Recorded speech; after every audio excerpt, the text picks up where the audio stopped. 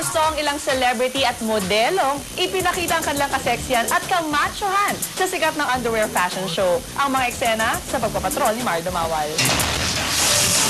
Hindi nabigo ang mga fans sa dami ng mga artistang umeksena sa underwear fashion show ni Ben Chan. Pero wala sina Piolo Pascual at John Lloyd Cruz na may una ng commitment. Gayunman nabusog ang lahat sa tanawin ng mga bituin may kani-kanilang gimmick. Talk of the town pa rin kung sino ang hit sa audience. Mahirap humusga, pero kung ang batayan ay ang palakpakan ng fans, higit na mainit ang pagtanggap kay Sam Milby.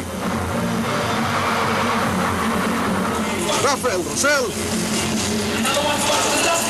Robbie Domingo ng PBB 10 edition, at Ding Dong Dantes. Napawaw din ang lahat kay dating Miss Earth Priscilla Mayreles, Hot Mama Carlin Aguilar, Angelica Panganiban, Marco Alcaraz, at Enchong D. Siyempre, sentro rin ng atensyon sina Jake Cuenca at ang umeksenang si Jo Marie Iliana. Una nang sumailalim ang ilang celebrity sa matagal na disiplina ng dieta at ehersisyo para sa show na taon-taong kinikilati sa showbiz. Para sa mga fans at taga-media na dumagsa sa event, napatunayan nila kung sino-sinong bituin ang naghanda talaga para itampok ang pinaghirapan nila na magandang katawan.